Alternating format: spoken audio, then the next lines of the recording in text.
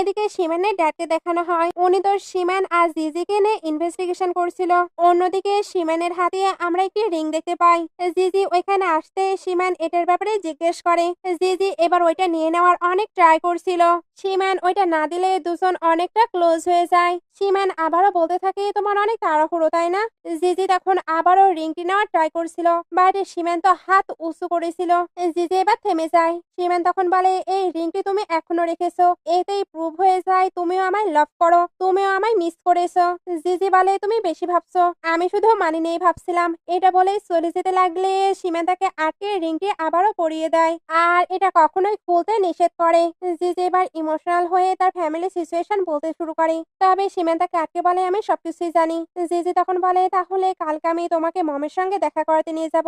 সীমান এটা শুনে হ্যাপি হয়ে তাকে কিস করতে যাচ্ছিল, তবে জিজি তাকে সরিয়ে তার সঙ্গে মজা করতে থাকে। সীমান এবার চেয়ারে গিয়ে বসে, তারপর জিজিকেও টেনে কোলে বসিয়ে নেয়। জিজি ওঠার ট্রাই করলেও সীমান তাকে উঠতে দেয় না, কারণ সে তো এখন রোম্যান্স করবে। সে জিজিকে ধরে কিস করতে শুরু করে আর তাদের কিস স্টার্ট হলে সহজে তো শেষ হয় না, এটা লং টাইম ধরে চলতেই থাকে। অনেকটা টাইম পর জিজি উঠে পড়ে, বাট তার একটি ইয়ারিং পড়ে গিয়েছে। সীমান এবার ওইটা তুলে জিজি যখন ওইটা নেওয়ার ট্রাই করে তখন সীমান তাকে আবারও ক্লোজ করে নেয়। তারপর তার সঙ্গে গল্প করতে থাকে। জিজি এবার বলছিল মিস্টার সেনের মাইন্ডে কি চলছে, উনি কি বাই চান্স। সীমান এটা শুনতে মাথা নাড়ায়। জিজি এবার তার বেল্টটি আটকে দেয় যাতে তার সকল বাজে চিন্তা উড়ে যায়, বাট সীমান এতেও স্মাইল করছিল। জিজি এবার চেয়ারে বসে। সীমান তখন ইয়ারিংটি নিয়ে আবার আসে, বাট জিজিকে দেওয়ার জন্য নয়, বরং আবারও তাকে কিস করার জন্য।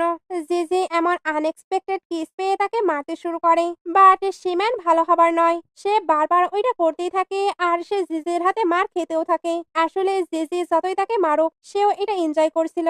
দুজনে এবার কিছুটা টাইম বিজনেস নিয়ে ডিসকাশন করে, তারপর আবার একটু মজা করে। জিজিকে এখন তো নিজের কাজগুলো কমপ্লিট করতে হবে, এর জন্য সে সীমানকে ওইখান থেকে বের করে দেয়। এইবার ওইখানে ররা আসে। সে বলছিল তোমার না ফান্ডিং এর প্রয়োজন, আমার ড্যাডকে বলে ওইটার অ্যারেঞ্জমেন্ট করে দিতে পারি। তবে জিজি জানিয়ে দেয় তার ওইটার কোনো প্রয়োজন নেই। সীমানও অফিসে বসে বসে এগুলোই দেখছিল। জিজির এমন সয়গলা অ্যান্সারই তো তার অনেক বেশি পছন্দ।